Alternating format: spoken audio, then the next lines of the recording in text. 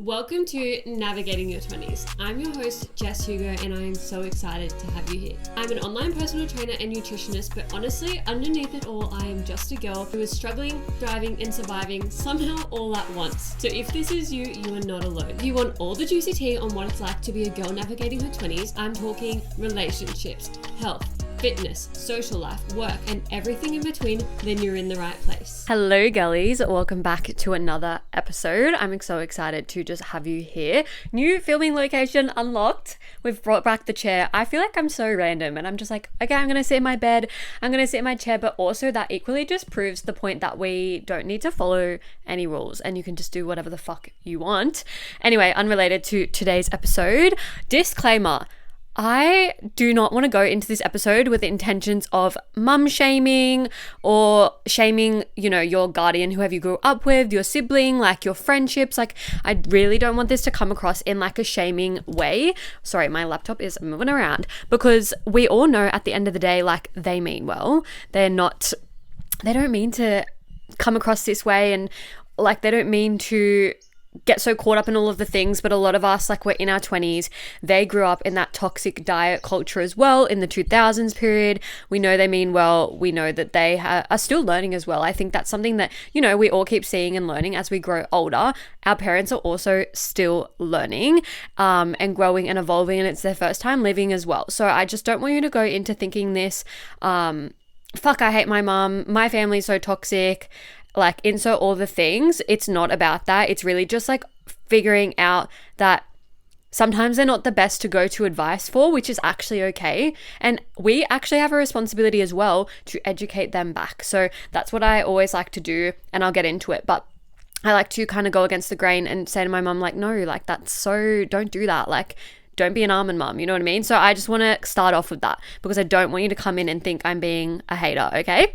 So when I think about skinny me, diet culture, our parents, like the 2000s, it's very much skipping meals, almond mum vibes, not eating over like 1,000 calories, overtraining, under eating, all of the things. And I think as well, they can really cast judgment. So a lot of us grew up with mums that would be like, surely you're not eating that. Or no, I'm not going to get like any snacks this week, like you guys need to eat the fruit. Or no, we're not stopping at McDonald's, there's fruit at home. That's a very consistent one.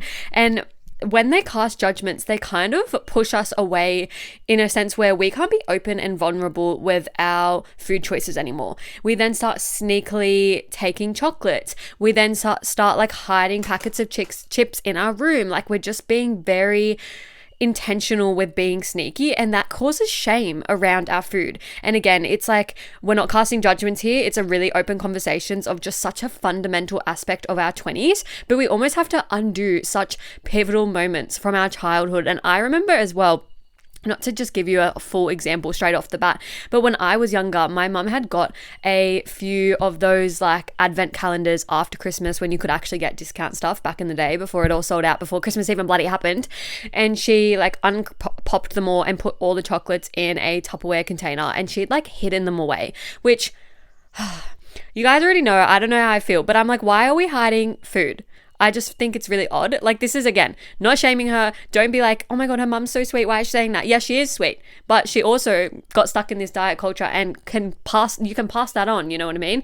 So anyway, she had hidden this like Tupperware container of the chocolates, and I would sneak off and go eat like so many chocolates until my stomach felt sick. And I don't even think I even liked them that much. Like, think about the advent calendar chocolate, like it doesn't even taste good. It says Cadbury, but is it? I don't know.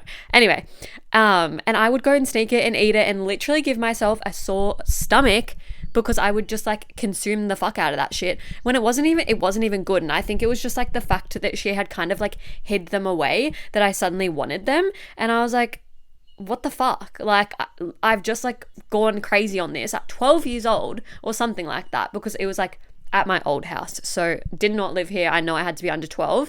But I was like a fiend for this chocky just because she'd hidden it away. And I feel like as well, these habits just kind of kept going. And I don't remember much of my mum in that era, like in terms of like what she looked like and what her food habits were like and things like that. But she will sometimes like tell me that she was eating like 1,000 calories a day. She was so skinny, quote unquote, and lean back then. And I was like, I don't remember, because obviously at 12 years old, I'm not like analyzing your body. But the fact that she was like doing all of those things, like she was trained. I remember actually my school was opposite a gym, and she would like drop me off at school and go to the gym every day. But like I just kind of saw that as like #health. Like I didn't actually know she was doing like full high intensity classes. And then something else I remember, which I may have mentioned on the podcast before, is that she had like a guy that she would buy protein powder off, and it smelled so nice. You know how protein powder smells so nice, and then you eat it and it's like, like it literally tastes terrible. I remember it was like such nice smelling vanilla, and she would see this guy and buy it off this guy, which is so rogue. Why didn't you just go into, I don't know, Nutrition Warehouse or something? Like, I don't know. But then again, I just thought like, you know, #health. I didn't think anything of it, but like reality is at the time she was eating so little and she was working out so much, and sure, she may have been quote unquote lean, skinny, all of the things. I again don't know, but she says she was, so I believe her. But was that optimal for her time? Why were we hiding chocolates? I don't even know. So like, hands up if you've been personally victimized by the prime time 2000s era, where they're literally like, let's do a little like flashback moment, okay? Like Skinny Me Teas, Special K, they had a drop a dress size challenge. They also like were marketed at the time, because back then there wasn't really the health aisle at Woolies. So it would be like there was, but there wasn't as what it is now. And so there would be not many cereals. Think about how even right now, like Fruit Loops and Cocoa Pops and things like that are like shamed, and then Special K and like Sultana brand and even like Wheat Bix are like on the hierarchy. So it was like that healthy like cereals, no carbs, like fad little diets. Magazines would like literally tarnish celebrities. They would be at the beach just chilling, looking great, just caught off guard, you know what I mean? And then they'd be like, Britney Spears has gained 25 kilos, and they would circle it on the front of the magazines. And that actually was happening up until, I want to say, literally like 2018, 2019, because when I worked at Kmart, I would work on the registers, and when you walk through the registers at Kmart and they have those like magazines there, those magazines would always be on display, and they would like circle them, and it would be like the scandal, and it was always ripping apart women for their weight. And that is what we grew up in. Like, oh my God, Britney Spears has gained 25 kilos. Look at her looking absolutely terrible, even though we actually took the photo from like a horrid side angle and did her so dirty while she was like leaning over to grab something. She's so fat, quote unquote. And I'm like, what the actual fuck? So like they kind of grew up in this era, and like the glorification of like the thigh gap, the glorification of like eating nothing, feeling dizzy, and like it can be really, really competitive. I was speaking recently to someone, and she was saying that one of her friends would be very competitive with her on who could get thinner, who could cut out the most food. And at the time, she like glamorized this girl and thought she was so amazing and gorgeous because she was skinny and had a thigh gap and all of the things. But like now that she can look at a different perspective, and we've been working together on, you know, her relationship with food and health and everything for almost a year. So it does take time to unravel, but she was like, I can now see that like that was so unhealthy, and we actually lost contact and we came back again. And then I was kind of like, oh, like, why did I glamorize this girl? And I was like, yeah, because it gets really competitive, and it's like almost like you're one-upping each other. Who can get skinnier? Who can get the most dizzy? Like, it's actually really fucked up. It still happens today, please don't get me wrong, but we're just really talking about that time. And I think our parents, especially our mums, thought they were really, really helping by pushing this perspective on us, but it actually did the opposite. And like the almond mum thing is like your whole cupboard would be like health foods, homemade like granola bars, protein powders, no to take away like Macca's, there's fruit at home, quote unquote. And even like almond mum kind of comes from like your mum literally eats like an almond, right? Or something like that, just something really little, like a little snack. And then she's like, oh, I'm stuffed, like I'm not going to eat till dinner. And it's like 10 a.m. And you're like, well, what? And again, I understand like they think that this is so positive and like you're going to lose weight from that. And I've been breaking down these walls with my girls as well, because I'll be like, oh, I won't eat from like lunch, I'll have lunch about midday and then I won't eat until dinner about 7, 8 p.m. And I'm like, your body, the reason you're so bloated, the reason that you have no energy, you're feeling so out of whack, brain fog, all of the things, isn't because of the food choices you're eating sometimes. It's because of the fact that you are waiting 8 hours until your next meal. You're going into starvation mode. You can't concentrate. Like, we really need to get out of this demonizing thoughts, because carbs give us brain power. Carbs are energy. Cutting out carbs can actually fuck up your whole digestive system. Not even to like mention that when we start cutting out carbs excessively, we can get backed up, bitch. I have a whole episode on bloating and all of the things, so go back and listen to it, because we're not here to talk about that, but you can really stuff things up a lot. And it's like, we already have so much like things to unlearn in terms of like seeing the magazines, seeing the cereals, seeing the challenges, that it's like it has an impact on us. And don't get me wrong, as I said, I do see it happening so much even nowadays. Like, I was recently at the shops and they were like, join our 8-week challenge, and I was like, why is like a major shopping center selling a challenge? Like, I'm so confused on what they're doing. Like, it just doesn't even make sense. But I guess as well, like, think about who owns the center. Probably someone our parents' age who grew up with guilt around food, who grew up really normalizing being skinny, body checking, having food rules, like what's good, what's bad, like starting over, fearing carbs, like running on literally empty. I am pretty like happy and glad and lucky that when I was at school, I wasn't really surrounded by girls that were really obsessed with their body. At least I don't think I realized if they did. So I didn't actually pick up on a lot of things, but I did obviously go the other way where I was like emotional eating, overeating, gained 20 fucking kilos so quickly just because I didn't have any idea around food, period. I didn't know what was good, what was bad. As I said, I grew up like just wanting things because they were hidden away, and I feel like I really lacked that understanding around it. I really I honestly think schools need to teach more about the nutrition standards, because there's a gap. There is a gap of a whole age in our 20s age group that doesn't actually know the nutrition standards. For me, obviously it's my job, and you know when something's your job and you think like people just know, that was like kind of me yesterday. And then one of my girls was like, I don't like, because I was like, how many serves of fruit do you have a day? How many serves of veg do you have? Do you know how many you should have? And she's like, no. And I was like, no shame. That's fine. Like, but we should have learnt that at school. I remember when we were really, really young and we were learning like the quarters and where they would have like the different groups between the proteins and the carbs and the fats. And I do remember that, but they didn't, first of all, we were so young at the time, but they didn't actually keep that up.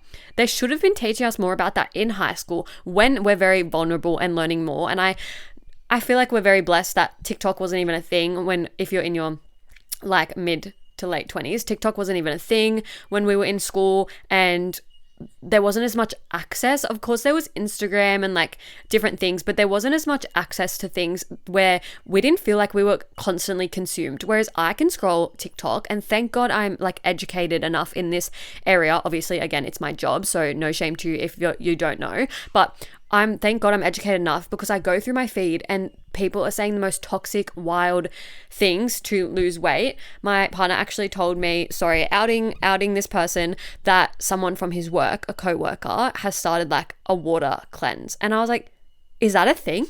Like, my partner was like, oh, guess what X at work is doing? And then I was like, oh, keto, like just thinking of the most ridiculous things. And he was like, no, a water cleanse. And I was like, I've heard of a juice cleanse. Again, I'm not about it, but I've heard of a juice cleanse. I've never heard of a water cleanse. And I'm like, what is this? Again, that's the age group. This person is like older, a parent. I'm like, oh my actual God, like water.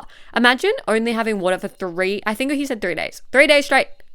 That, like, I'm actually not surprised, because if you're a long time listener, not that long ago, I actually called out a local gym to me for encouraging all their clientele to do a water cleanse for weight loss. Yeah, I called them out. And then they called DM to me to try to sign up with them. Tell me you did not look at my profile without telling me. I obviously didn't tag them, but I said like local gym to me that I have not taken clients from, because like that's the wrong word. I haven't poached them, but I've had clients come to me who have gone to them or inquired with them and been like, that was fucked up, and they weren't the problem. They've literally been training with me for like 1 year plus. The other gym was a problem. Like a water fast, get out of town. Anyway, I'm getting off subject, but essentially it's like the whole ideology of like the subtle things that we absorbed. I shouldn't eat that food's bad. Like being able to label the foods, I need to burn this off, I can't wear this outfit tonight unless I skip all my meals. Like I need to skip breakfast to look so skinny and like flat stomach for this tight dress tonight. Just all those things. And it's also like, when I was your age, I was stick thin. When I was your age, I was so healthy. When I was in my 20s, I was so like this and that. And it's like, why are you reminding us? Why are you comparing us? Why? Because that's like can be really subtly toxic. And it's like, remember the lemon water? Sorry to go sidetrack, but remember like when everyone would start their morning with like lemon water? Ugh. I never did that, thank God. But the apple cider vinegar, like there's just so many layers to unlock. I feel like you're probably even listening to this, like fuck, she hasn't even said something I've done. There's so many different things, I can't even name them all. But if we do like a little bit of a flashback moment, like they were victims of the culture of like Weight Watchers, Jenny Craig, the slimming shakes. They have like the lady shakes now, but they were all a thing back then too. Even I remember growing up, again, I was under 12. I was like 8 to 10 when The Biggest Loser was so in, and I was like, this is the best show ever. I was watching it live all the time thinking it was like great. And then nowadays obviously we can reflect, and obviously with the recent documentary, which I know was for America but still is like, whoa, like the fact that we're finding out that the trainers were not letting them eat absolutely anything, that were making them train so often, that weren't actually optimizing and prioritizing their health. Like they weren't actually even getting enough sleep. And a lot of them are coming out, the NDA must be up, but what is it? The contract must be up. A lot of them are coming out now and talking about the crazy conditions. And we all know how important it is to approach weight loss with a optimal outlook. Well, we all know if we listen to the podcast regularly, you know that it's not just being in a deficit, it's getting enough sleep, having a workout program that works with your schedule, prioritizing your mental health, actually doing things to fill up your cup. So it's like trying to let go of these things that we've learned and start all fresh. And sometimes it can feel wrong because that's not what we learned. You know what I mean? Like my mom's saying, oh, you need 1,200 calories to lose weight. You're eating too much. I'm like, I'm not eating too much. Like you ate too little. You know what I mean? It's like trying to break that cycle of like, no, actually carbs keep me healthy and energized, and they don't give me, like they help me battle with my brain fog, and I can actually focus at work because I've had a really balanced meal with a good amount of carbs. Like it's all these thoughts and patterns that we really, really need to unlearn, and the rigid rules around it all. And it's like, this is why I always like talk to my girls about, if you're going to eat out on the weekend and you might go over your cows, I'm actually fine with that. Just put that energy into your session on Monday. Sometimes actually like a few weeks ago, I went out and I had pasta and pizza and all these things on the weekend. I was away, so I wasn't at home, so I didn't have my gym. Obviously I don't have a membership. Not that it matters, I probably wouldn't have trained anyway. But then when I came home for Monday, I hit so many PBs in my session because I didn't give myself shame and guilt around what I ate that day. I went back to regular routine Monday, and I really had that extra energy there to push. And it's like reworking our brain from, oh, I ate so bad, I'm going to eat nothing the next day, to no, I'm just going to go back on track. I'm going to push really hard and use those extra calories in my session. And I have to catch my girls on it all the time. Literally yesterday, one of my girls, I was like, what did you eat before this? Because like I can see you're fatiguing right now. Like you are not giving energy. You're breaking off so quickly. Like what's going on? And she's like telling me the things she's eaten. I'm like, that's not enough. You need to eat more. And then she was like, but I don't want to, like, I want to be skinny. Like I don't want to be fat. And I was like, if you were eating more, too stunned to speak. The woman, if you're not watching the video, I was like taken back, too stunned to speak. I was like, if you want to push in this session, you need to eat more. We're all like, oh, I need to burn the cows. Well, you're not giving any energy to burn any of those cows anyway. I was like, we'd be pushing harder, building your muscle, because we'd be going heavier, making you more toned. And when you have more muscle, you burn more cows, which means you need more food to fuel. So I was like, you're not eating enough. I've called her out in the last 3 sessions about it. I was like, you are not eating enough. And I've seen it week after week after week. This week, she says to me, I don't want to get fat. You're not going to get fat. I was big mad at her because I was like, girl, that is really, really not, we're not happening. And right now in our 20s, whether you're someone that wants to have kids or not, it is our responsibility to start healing our relationship with food so that we don't pass on the toxic behaviors to our future niece, nephew, kids, whoever, because that's how the cycle continues. Like it's actually our responsibility to break the cycle. And it's something I want you to take away from this, because I love doing a little takeaway moment, is like, what food rules did I actually inherit from my mum, society, my friends, wherever I was, my environments, that actually no longer serve me? What is something that I've taken so long with me, whether it's I can't have carbs after 8 p.m, I can't eat after 8 p.m, I can only have a couple of carbs in a meal. Like, what is something that you've taken from your childhood and dragged through all this time and punished yourself with that don't serve you anymore? I want you to write it down. I want you to rip out the page, and I want you to fucking scrunch it up and throw it away and let it go. And I know it's not just a one and done. It's like a actively working on thing, but we don't want to keep this cycle alive. It's our responsibility to break the cycle and nourish our relationship with food. Think about, not that, again, this is not shaming, not that your mom ruined your life, but if you feel like you have grown up in a way that your relationship with food has been really, really tarnished, you don't want that for your future children, your future nieces and nephews, whether you want to have kids or not. It's really important to consider. So I hope you guys enjoyed a different angle today. If you loved the podcast, rate it 5 stars, follow me on Spotify and YouTube, and I'll see you in the next one. That's a wrap on another episode of Navigating Your 20s. Thank you so much for joining me and taking the time to listen. If you enjoyed the conversation, vibes, and got something out of today, please feel free to send me a DM with any key takeaways and feedback, or share on your socials and tag me so we can connect. If you liked today's episode and you're wanting more from me, you can find me on all socials at success.withjess.